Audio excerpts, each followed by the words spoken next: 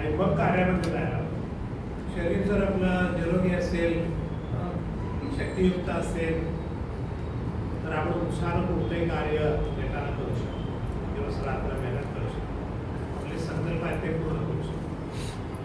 म्हणजे आपलं मन जर शांत असेल, तर एकाग्र असेल, तर आपल्याला जे काही मनामध्ये विचार येतात ते पूर्णपणे समजण्याला मदत होते.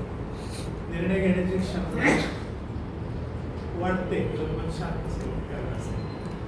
मुख्य म्हणजे शांततेमध्ये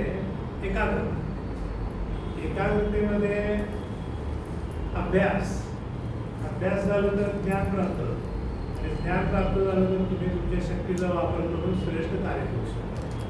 श्रेष्ठ ज्ञान प्राप्त करायला पहिलं सुरुवात काय म्हणलं तर मनाची शांती. दुसरा भाग आणि जी वाणी आहे, आपल्या मनामध्ये जे विचार आहे ते दुसऱ्यापर्यंत जर पोचवायचे असेल तर आपल्याला वाणी हे माध्यम आहे.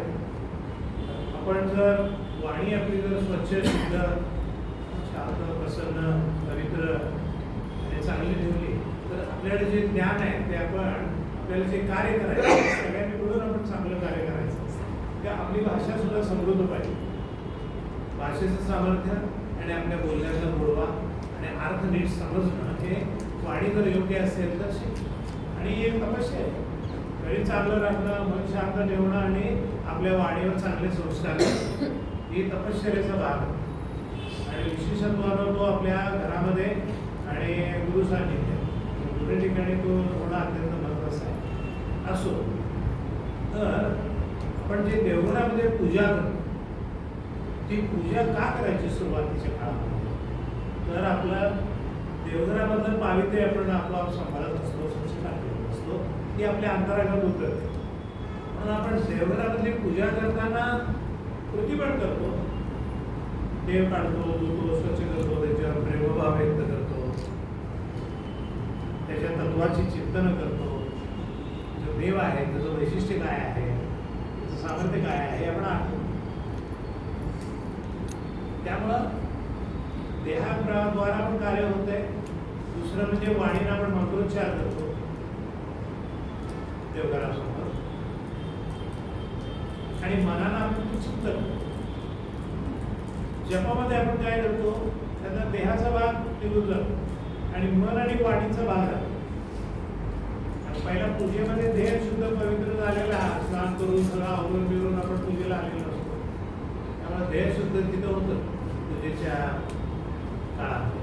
आता जपामध्ये काय होतंय, मन आणि वाणी त्याची शुद्धता पुढे अधिक सूक्ष्माकडे जायला. शरीरापेक्षा मन सूक्ष्म आहे, त्यामुळे अधिक सूक्ष्माकडे जायला जपामध्ये उपयोग होतो. आणि तिसरं म्हणजे आत्मचिंतन. आपण आनंद स्वरूपच आहे या भावनेमध्ये स्थिर राहायचं.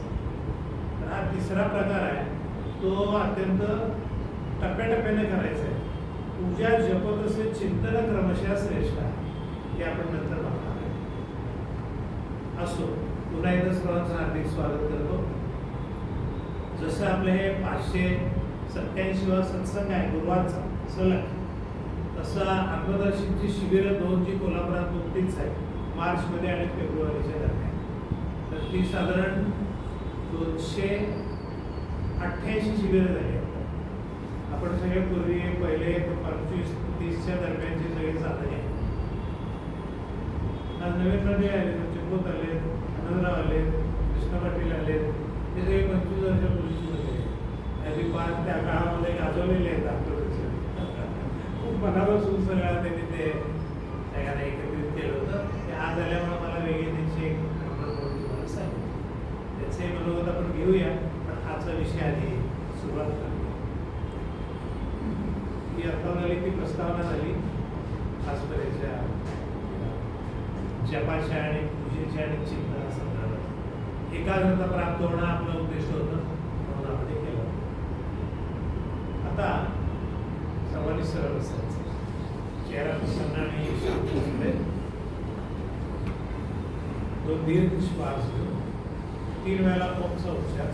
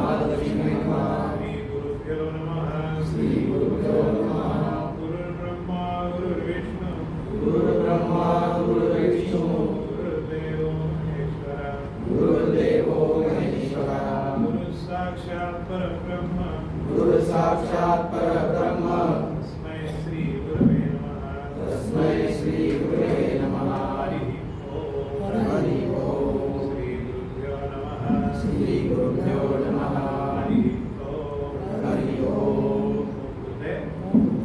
नमस्कार सर्वांना. आजचा विषय उपदेश सार असा आहे. म्हणजे आपलं जीवन अत्यंत श्रेष्ठ अवस्थेमध्ये आपण कसं जगलं पाहिजे त्याचं प्रॅक्टिकल नॉलेज यामध्ये आपल्याला प्राप्त होणार. समजा आपण भगवद्गीता श्लोक घेतले तर ते 18 अध्याय आपले पूर्ण अभ्यास आपण करून त्याचं चिंतन करू आणि ते आपल्या जीवनामध्ये आपण उतरवण्यासाठी योगीच्या गुरुचं मार्गदर्शन घेतो, त्याचे सांगितले राहतो, त्याचे बारकावे शोधतो. हे रमण महर्षींनी जे उपदेश सार लिहिलेलं आहे ते मुरुगन म्हणून एक मद्रासच्या भागामध्ये एक कवी होते. त्यांनी रमण महर्षींच्या बरोबर त्यांना सांगितलं एक तुम्ही काव्य करून द्या. त्याप्रमाणे मग त्यांनी संस्कृत पद्धती आहे त्यांच्या तामिळ किंवा त्या भागातल्या त्यांच्या अनेक भाषा त्यांना येत होत्या, त्याबरोबर त्यांचं संस्कृत पण अतिशय चांगलं होतं. तर त्यांनी संस्कृतमध्ये उपदेश सार लिहिलं आणि आता हे सगळ्या जगामध्ये प्रसिद्ध. संपूर्ण भारतामध्ये जे साधू संत संन्यासी गेल्या 100 वर्षात होऊन गेले ते सगळेजण रमणाश्रमामध्ये जाऊन राहतात. या उदाहरणार्थ आपले चिन्मय मिश्रीची चिन्मयानंद असतील आणि कोण असतील, ही सगळी मंडळी हिमालयातून रमणाश्रमातून राहत असतात आणि रमण महर्षींच्या सान्निध्यामध्ये काही प्रश्न विचारत असत, काही ध्यान धारणा करत असत. आणि तिथे एक अरुणाचल पर्वत आहे, मी 2 वेळा गेलोय तिथे. तर त्या पर्वतावरची साधना करण्यासाठी जाण्याची पद्धती आहे. आणि तिरुवण्णमलईला एक प्रचंड मोठं मदुराईला जसं मंदिर आहे तो प्रचंड मोठं मंदिर तिथे आहे. त्यामुळं जवळजवळ 800 ते 1000 वर्ष त्या भागामध्ये लोकांचं आध्यात्मिक कार्य चांगलं आहे. असो तर आता या उपदेशसाराचा विषय आपण थोडंसं डिटेलमध्ये बघणार आहे. यामध्ये एक कर्मयोग, नंतर भक्तियोग, ज्ञानयोग आणि ध्यानयोग असे एकूण 4 भाग कव्हर केलेले आहेत. म्हणजे भगवद्गीतेचा अभ्यास ज्या पद्धतीने आपण करतो हे जर नीट केलं तर आपल्याला सगळ्याचं सार आपल्या जीवनात कसं उतरवायचं ते कळायला मदत होईल. अत्यंत मनोभावे एक एक आपण त्याचा विचार घेऊया आणि आत्मसात करण्यासाठी चिंतन करूया. पहिला म्हणजे रमण महर्षी हे त्याचा जन्म तिरुवण्णमलईलाच त्या भागामध्ये काही खेड्यामध्ये 30 डिसेंबर 1879 आणि वयाच्या 15 ते 16 वर्षी त्यांनी घर सोडलं आणि या तिरुवण्णमलईच्या त्या मंदिरामध्ये येऊन त्यांनी राहिले एकटेच. काही वडील वगैरे भाऊ बहिणी होते घरामध्ये, पण सगळ्यांना सोडले कारण त्याच्या मनामध्ये त्यांना आध्यात्मिक ज्ञानाची गोडी आवड निर्माण होती आणि त्या जिज्ञासा होती. त्यामुळे त्या मंदिरामध्येच राहायचे, खायला मिळालं तेवढं घ्यायचे, नाहीतर ध्यानस्थ होईल बसल्यासारखे एका कुठेतरी भागामध्ये यायचे. आणि ते विचार काय करायचे की हे जीवन कशासाठी आहे आणि आपलं स्वरूप काय आहे याचा अगदी खोल अभ्यास करायची त्यांची जिज्ञासा निर्माण त्या वयामध्ये. जे 15-16 वर्षीच त्यांना ती इच्छा झाली. साधारणपणे या वयामध्ये जिज्ञासा असते, जग जिंकायची इच्छा असते आपल्याला, हे शिकूया, इकडे जाऊया, तिकडे जाऊया, हे चालूच असतं त्या काळात. त्याप्रमाणे त्यांनी याचा अभ्यास चालू केला. त्यानंतर रमणाश्रमामध्ये नंतर त्यांनी एक आश्रम, रमणाश्रम म्हणून तो बांधला आणि अनेक भक्तांनी मिळून एकत्रित तो आश्रम उभा केला. तर तिकडे ते राहायला आले. त्यांचा मृत्यू आहे तो किंवा महानिर्वाण म्हणूया तो 1950 सालचा 14 एप्रिल. आणि त्या आश्रमामध्ये अनेक परदेशातले लोक येऊन राहतात आणि अभ्यास करण्यासाठी भारतीय संस्कृती काय आहे, त्याचं सार काय आहे ते कळावं यासाठी.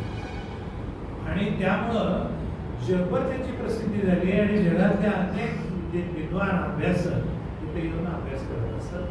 काही शंका असल्या तर विचारत असतात. आता आपण त्यातला एक भाग बघायला सुरुवात केली. पहिला भाग म्हणजे त्यांनी एक उपदेशसार, त्याप्रमाणे सदर्शन, रमणगीता आणि काही पत्र आणि लोकांच्यावर झालेले संवाद वाद असे सगळे एकत्रित तयार आहेत आणि ते सगळ्या जगभर आता अभ्यासासाठी म्हणून उपलब्ध आहे. त्यातला उपदेशसार आणि सददर्शनाचा सविस्तर अभ्यास आपण इथे केलेला आहे आणि त्याबद्दल अनेकांना प्रश्न विचारून खात्री करून पण घेतलेली आहे की याचा उपयोग आपल्या जीवनामध्ये कसा केला पाहिजे. शेवटी ही अध्यात्मविद्या आहे, परंतु अध्यात्मविद्या विद्यानाम सर्व विद्यामध्ये श्रेष्ठ अध्यात्मविद्या आहे. मग तुम्ही कोणत्याही क्षेत्रामध्ये जगामध्ये जावा, तुम्ही डॉक्टर व्हा, इंजिनियर व्हा, वकील व्हा, बिल्डर व्हा, उद्योजक व्हा, शेतकरी असा, कोणी असा, पण ते त्या त्या क्षेत्रातलं ज्ञान घेतील. परंतु सगळ्यांना एकमेव ज्ञान कुठलं असलं पाहिजे तर अध्यात्म विद्या आहे हा त्याचा पाया असला पाहिजे. तर ते जे क्षेत्र निवडतील त्यात ते श्रेष्ठ दर्जाचे कार्य नक्की करतील. म्हणून अध्यात्म विद्या म्हणजे काय आहे तर मी कोण आहे हे जाणून घ्यायचं. दोन प्रश्न असतात, एक मी कोण आहे आणि जग काय, त्याला स्वाध्याय म्हणतात. तर मी कोण आहे तर मी अनादि अनंत निर्गुण निराकार सच्चित आनंद स्वरूप आहे, हे आध्यात्मिक ज्ञान. आणि बाहेरच्या जगाचं ज्ञान काय आहे तर जग हे बदलणार आहे, हे परिवर्तनीय आहे आणि एका क्षणाला असेल तर दुसऱ्या क्षणाला नाही आहे असं याचं स्वरूप आहे. आणि दुसरं म्हणजे एकासारखं दुसरं नाही, एका झाडाच्या पानासारखं दुसरं पान नाही, एका माणसाएवढा एक दुसरा माणूस नाही, एकाच्या नाकाएवढा दुसऱ्याचं नाक नाही. सगळे 800 कोटी लोक आहे जगात, प्रत्येकाचा वेगळा आहे, किती व्हरायटी आहे बघा. आणि अगदी समजा जुळे असले, साधारण समान दिसत असले तरी स्वभाव, इच्छा, आकांक्षा, संकल्प ते सगळं वेगळंच असते. त्याचं आत्म जे काय असते ते संस्कारानुसार असते, त्याच्या परिस्थितीनुसार असते.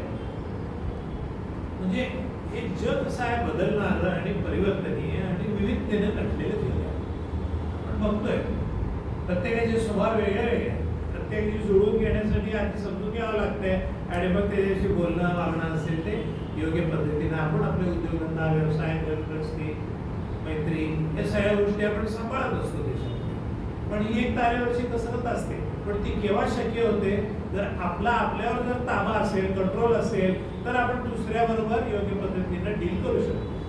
म्हणून पहिलं स्वतःची स्थिती शांत, प्रसन्न, आनंदी आणि उत्साही पाहिजे. आणि हे अध्यात्माचं कार्य आहे. तुम्हाला अंतरागातून शांत, तुम्ही सदैव आनंदी असलं पाहिजे आणि तुम्ही कायम उत्साही असलं. आणि ते आपण स्वतःला विचारायचं, उठल्यापासून झोपेपर्यंत तुम्ही अंतरागातून शांत आहे का? शांत म्हणजे आळशी नव्हे, शांत म्हणजे आतून स्थिर आत्मस्वरूपी, तो पहिला मुद्दा. दुसरं म्हणजे तुम्ही उठल्यापासून झोपेपर्यंत काय आनंदी आहे, कारण काय पण होते जगात तुम्ही आनंदी पाहिजे, त्याच्यावर अवलंबून नाही पाहिजे. असं घडलं म्हणून माझा आनंद गेला असं नाही. आनंद आपलं मूळ स्वरूप, त्याला फरक पडण्याचं काही कारण नाही. हे आपल्या सगळ्यांना आता डिटेल माहिती, पण त्या आता ज्या जात नाही. आणि तिसरं म्हणजे तुम्ही काय उत्साही आहे हे स्वतःला विचारायचं. कुठल्याही दिवसभरातल्या कुठल्याही क्षणात तुम्ही स्वतःला विचारा, तू उत्साही आहेस? तुम्ही उत्साही केव्हा असता? शरीर, मन आणि बुद्धी स्थिर असते तेव्हा असता. दुसरं म्हणजे तुम्ही ज्ञानी पाहिजे, शक्तिशाली पाहिजे आणि तुमचं उद्दिष्ट, संकल्प, नियोजनासहित कृतीमध्ये तुम्ही कॉन्फिडंट किंवा आत्मविश्वास तुमचा पाहिजे. धंदा कुठलाही करा, त्या क्षेत्रात तुम्ही जे योग्य आहे ते ज्ञान घेतलं. बाहेर जरी अध्यात्म असला तरी अध्यात्म काय शिकवतात? तुम्ही शांत राहा, आनंदी राहा, उत्साही राहा. आणि बाह्य जगामध्ये कसं राहा, त्या क्षेत्रातलं ज्ञान आणि त्या क्षेत्रातलं संकल्प, त्या क्षेत्रातलं नियोजन आणि त्याप्रमाणे दिवस रात्र कष्ट करणे. तरुण वयामध्ये तर 15-15, 18-18 तास काम करावं लागतं. म्हणजे अधिक अनुभव येतात आणि त्यामधून आपण अधिक चांगल्या श्रेष्ठ दर्जाचं कार्य पुढे घेऊन संकल्प करू शकतो. त्या दृष्टीने हा झाला पहिला मुद्दा. आता आपल्याला उपदेश सारच्या एकेका श्लोकाकडे वळूया आणि त्यामध्ये डिटेलिंग